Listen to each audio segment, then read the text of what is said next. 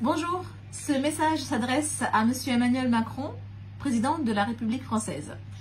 Welcome, Monsieur le Président, je suis française d'origine sri-lankaise. Je vis en France depuis près de 30 ans.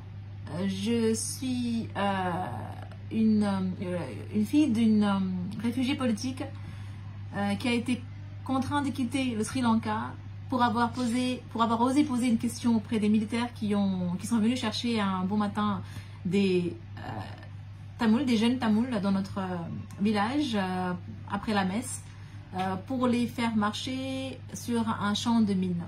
Mon père, comme il parlait très bien très bien le singalais, a demandé en singalais pourquoi, qu'est-ce que vous allez faire de ces jeunes-là.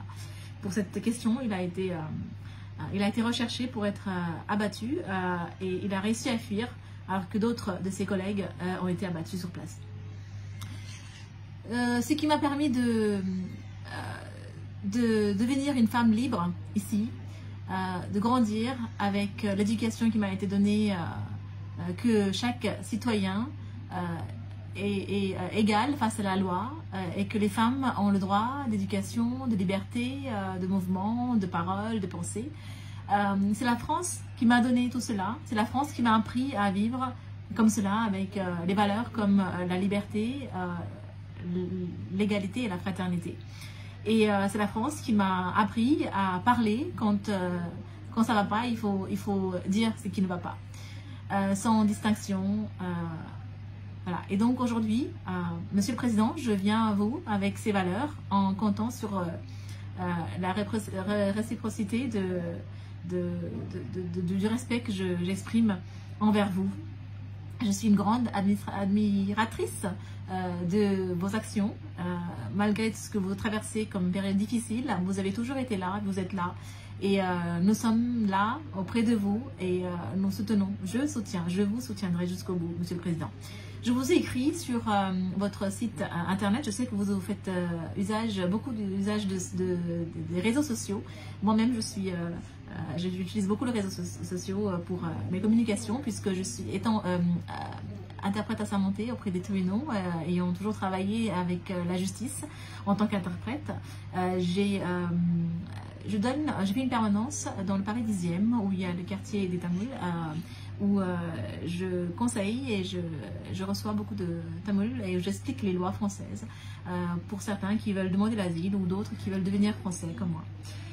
Aujourd'hui, ce message s'adresse à vous, Monsieur le Président. Pourquoi? Parce qu'aujourd'hui, nous apprenons, comme les 450 000 Tamouls qui vivent en France, nous apprenons à notre grande surprise que vous avez décidé de faire un petit coucou au président de ce pays qui s'appelle lui-même République démocratique socialiste du Sri Lanka. Où est la République, où est la démocratie, où est le socialisme, je ne sais pas. Mais en tout cas, c'est le Sri Lanka qui se dit être tout cela. Et nous vous demandons Monsieur le Président, également en tant que secrétaire général du Global Tamil Movement, dont je suis secrétaire général, un réseau associatif qui regroupe plus de 13 800 associations à travers le monde, dont plusieurs dotées du statut ECOSOC auprès des Nations Unies à Genève et notamment à New York, à l'Assemblée Générale. Nous vous prions, s'il vous plaît, Monsieur le Président, de ne pas tomber dans le piège de ce gouvernement Sri Lanka qui est très fort dans la diplomatie. Nous vous prions, Monsieur le Président de la République française, de démontrer que les valeurs des droits humains sont universelles et nous vous prions de ne pas être complices auprès de ces responsables sri-lankais génocidaires. Nous vous prions d'avoir le courage de votre homologue canadien, Justin Trudeau, qui a eu le courage de reconnaître que ce qui se passe au Sri Lanka n'est pas simplement un mismanagement, comme diraient plusieurs personnes au sein des instances internationale, que ça ne résulte pas simplement du Covid ou du mismanagement ou de la crise économique, mais c'est une réelle volonté du gouvernement sri-lankais d'éradiquer le peuple tamoul et qui a eu le courage de reconnaître que ce qui se passe au Sri Lanka est un génocide du peuple tamoul et qui continue de soutenir les victimes tamoul de ce génocide. Au nom des 450 000 Français d'origine tamoule, Monsieur le Président, nous vous prions d'accorder une attention toute particulière à ces femmes qui sont dans les rues aujourd'hui même, aujourd'hui le 28 juillet 2023, pardon, qui sont dans les rues pour demander justice pour les 146 679 personnes, au moins, si ce chiffre c'est un minimum, qui sont portées disparues entre octobre 2008 et mai 2009. Lorsque ce crime, ce génocide du 21e siècle qui a débuté au 20e siècle, qui a connu son apogée en 2009, et tout cela dans la souffrance et dans le silence de la communauté internationale, la souffrance du peuple tamoul. À ce jour, plus de 300 000 habitants du nord-est du Sri Lanka ont été massacrés par un terrorisme d'État dirigé, avalisé par les gouvernements successifs singalais. Plus de 69 000 personnes entre décembre 2009 et mai 2009, sans parler des 146 679 personnes portées disparues. Plus de 70 000 personnes lors de l'assaut en mai 2009, rien que 70 000 en mai 2009. Selon les experts des Nations Unies, ce sont des chiffres bien officiels, Monsieur le Président. Et aujourd'hui encore, plus de 4 millions de Tamouls sont privés de liberté, et plus de 800 000 personnes sont privées de logement et d'aide humanitaire. Tout cela sous les yeux des instances internationales. Face à l'ampleur de ce drame, Monsieur le Président, la société civile de France et de l'Europe, soutenue par plus de 7400 associations françaises et européennes, soutenue aussi par l'ensemble de la société civile française et européenne, nous vous demandons, Monsieur le Président, nous souhaiterions vous alerter sur ce drame et nous aimerions avoir un moment d'échange avec vous lors de votre... quand vous seriez de nouveau disponible, enfin, pour nous ici à Paris, nous aimerions vous rencontrer pour discuter de ce qui est possible à la France de faire pour nous, pour briser ces silences et en mémoire de ces victimes depuis 1948 et pour demander la justice pour ces milliers de massacres des civils tamouls.